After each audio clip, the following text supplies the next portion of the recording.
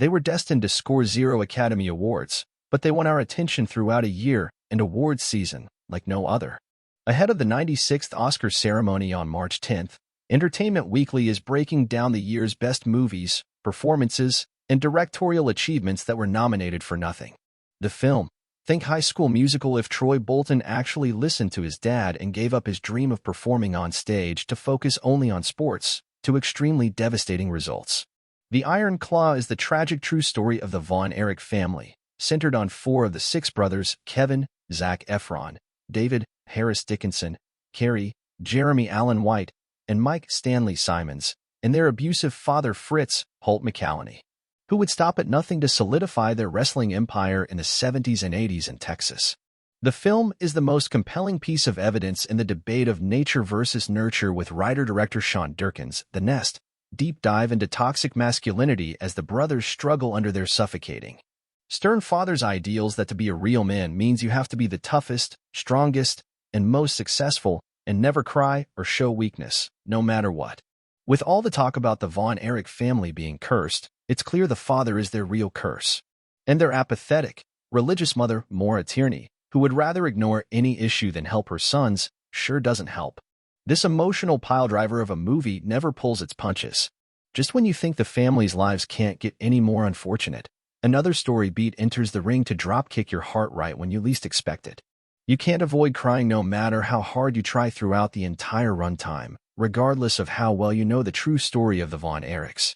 Knowing what's coming doesn't lessen any of the blows, and that's all thanks to a career-best, shockingly raw performance from former Disney darling Efron, who manages to convey more emotional turmoil with just his eyes than most actors can with their entire bodies. And that's not even taking into account the shocking physical transformation he underwent to become the hulking professional wrestler in real life. The film is rounded out by the rest of the impressive ensemble delivering nuanced acting that never lets you forget these were real people experiencing unimaginable misfortune. Why it wasn't nominated? The Iron Claw has all the makings of an Oscars goldmine. From indie powerhouse A24, it's a conventional, dramatic, period sports drama biopic, features actors undergoing intense physical transformations, delivers tragic gut punch after gut punch to tug on the Academy's heartstrings. The list goes on and on. There is no Achilles heel. It has a tightly written screenplay, is beautifully shot, well edited, with awards-worthy performances from an all-around strong cast of beloved Hollywood stars. It's also a bona fide box office hit with both commercial and critical acclaim. So what gives? It's a shockingly simple and therefore frustrating answer. The Oscars has a history of only celebrating movies that come out before the awards dead zone of the months at the end of the eligibility window, aka the end of the calendar year. The Iron Claw's Texas premiere happened in November and opened in theaters in December, which means it was doomed before it even entered the ring. It missed out on garnering important buzz from all the major fall film festivals, including Telluride, Toronto, and Venice, which have become necessary in the release to awards pipeline. In this day and age, it's extremely rare to see a late-year release without any festival premieres earn any nominations.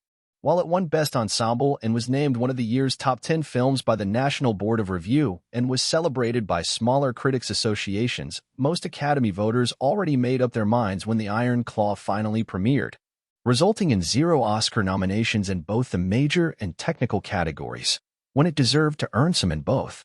It also definitely didn't help that A24 put all their FYC funds and efforts behind campaigns for its other 2 awards-friendly films that came out earlier in the year, The Zone of Interest and Past Lives, both of which earned Best Picture noms. The first time the indie distributor has 2 movies in the running for the top prize. By the time The Iron Claw finally came out, there was nothing left for A24 to make a late push into the Oscars race. If only it had come out a month or 2 sooner, or even a few months later to kick off the 2025 pre-awards festival circuit, it's likely we'd be having a much different conversation. Likely about Efron finally breaking free from his Disney past with his first ever Oscar nomination. Why history will remember it better than the Academy did, if this was a fictional story about a wrestling family dynasty. Critics and viewers alike would be maligning it for being a ridiculously unbelievable tale with the sole intention to wring out tears from even the most steadfast, stone-cold audience member. But this really happened, and in real life, it was even worse, as the Von Erichs actually had 6 sons, 5 of whom died. One of the brothers was erased from the movie to streamline the script. But the film's strength is how it doesn't exploit the tragedies of the Von Erich family for entertainment.